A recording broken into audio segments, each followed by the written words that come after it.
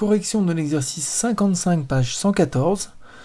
Alors, nous donne ici une fonction f, le graphique d'une fonction f, donc qui est définie pour des valeurs comprises entre moins 4 et 5. Les valeurs comprises, c'est-à-dire les nombres de départ, les x, donc les x ici c'est sur l'axe des abscisses, et les y, les images, donc ce sera les f de x, donc on dira aussi les y ici sur le plan graphique, seront les images et on les lira donc sur cet axe vertical, donc abscisse, ordonnée, nombre de départ, nombre d'arrivée, antécédent, image. Oui, on fait une correspondance entre tout ce qu'on connaît un petit peu depuis pas mal de temps.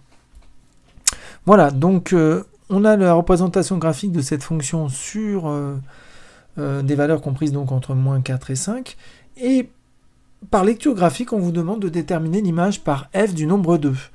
L'image par la fonction f du nombre 2. Alors, c'est la première fois vraiment qu'on voit ça avec ce vocabulaire-là, mais je vais vous donner la solution. Donc, l'image par f du nombre 2, comment faut-il faire? Donc, on cherche une image, c'est-à-dire qu'on cherche un nombre d'arrivées. Les nombres d'arrivées, c'est sur cet axe-là, l'axe des ordonnées qu'on va trouver. Donc, on cherche une image de quoi? L'image du nombre 2 par f. Ça veut dire que le nombre 2, c'est un nombre de départ. Et on cherche son image par f.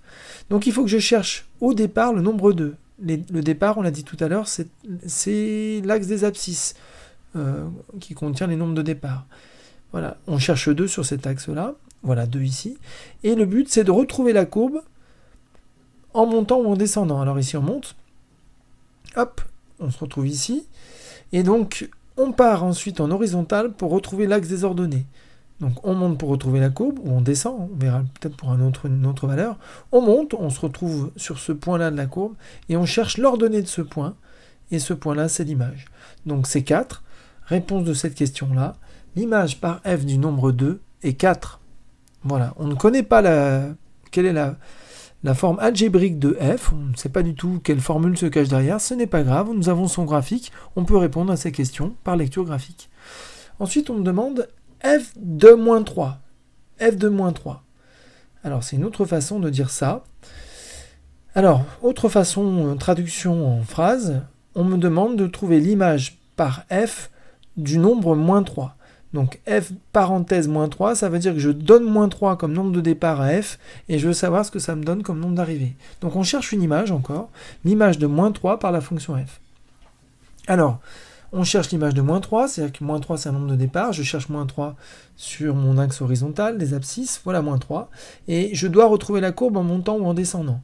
Donc ici, je descends pour la retrouver, je tombe sur ce point-là, et ensuite je pars en horizontal pour retrouver son ordonnée, c'est moins 1.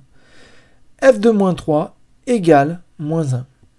f de moins 3 égale moins 1, ou par une phrase, l'image par f du nombre moins 3, ou l'image par f de moins 3 est moins 1. Troisième question, je cherche les antécédents par f du nombre 3. Donc cette fois-ci, on ne cherche pas des images, une image, on cherche des antécédents. Un ou des antécédents. Ça veut dire qu'on cherche des nombres de départ. Alors, les nombres de départ, qui donnent 3 à l'arrivée? Les antécédents du nombre 3 par f. Donc il faut que cette fois-ci, 3 cette fois-ci est un nombre d'arrivées. Donc les nombres d'arrivées, je les cherche sur l'axe vertical. 3, il est là. Et qu'est-ce qu'on fait? On fait ce qu'on a fait tout à l'heure, mais à l'envers. C'est-à-dire qu'on va partir en horizontal pour retrouver la courbe. Je pars en horizontal, hop, ici, je rencontre la courbe. Mais je la rencontre, si je continue, je rencontre aussi la courbe ici. Donc finalement, je rencontre la courbe ici et ici en partant en horizontalement de 3. Et le but, c'est retrouver les nombres de départ, c'est-à-dire sur l'axe des abscisses, qui me donne 3. Donc, je pars de 3, je rencontre la courbe, je descends. Voilà, le nombre 1, lui, il donne 3 à l'arrivée. Donc 3, il a comme nombre de départ 1. Mais ce n'est pas le seul, car si je prolonge ici, comme j'ai dit tout à l'heure, on tombe ici, et je redescends ici, et je tombe aussi sur 3. 3 et 1 ont comme nombre d'arrivée 3. Ou alors à l'envers, 3 comme nombre d'arrivée a comme nombre de départ 1 et 3. Eh bien, ce sont des antécédents. Les nombres de départ, c'est les antécédents. Les antécédents par f du nombre 3 sont 1 et 3, avec le graphique qu'on a. Voilà.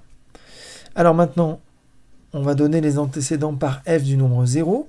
Donc 0, c'est un nombre d'arrivée. Je cherche des nombres de départ qui donnent 0 par la fonction f. Alors 0 sur l'axe d'arrivée c'est ça, c'est une ordonnée. Donc je cherche le 0, il est là. Donc qu'est-ce que je fais? Je prolonge horizontalement des deux côtés, comme ça, et je regarde à quel endroit je rencontre la courbe. Alors déjà, je rencontre la courbe ici, directement. C'est-à-dire que quand je vois 0, ben, la courbe, elle passe par 0. Ok, autre intersection avec la courbe, ici. Autre intersection avec la courbe, ici. D'accord? Donc, il faut que je trouve maintenant les nombres de départ, les x, les abscisses, qui me donnent 0 justement à l'arrivée. Alors, je vous avais dit tout à l'heure pour le 3, c'est qu'on rencontrait la courbe horizontalement et on descendait verticalement pour trouver le nombre. Sauf qu'ici, comme on vous demande des antécédents de 0, eh bien on est directement en fait sur l'axe des abscisses. On n'a pas à descendre ou à monter. Donc je suis ici, quel est le x qui correspond à 0? Ben, c'est 0 lui-même. 0 est un antécédent de 0.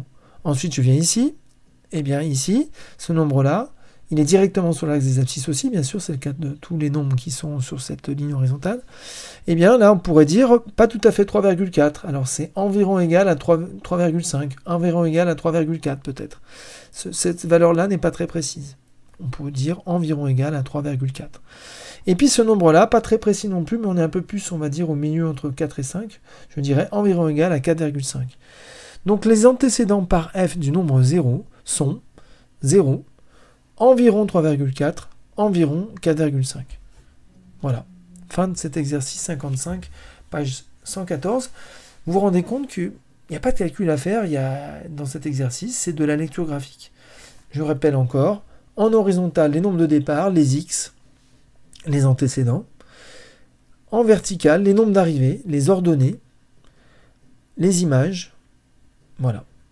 Et ici, les abscisses en horizontal. Voilà.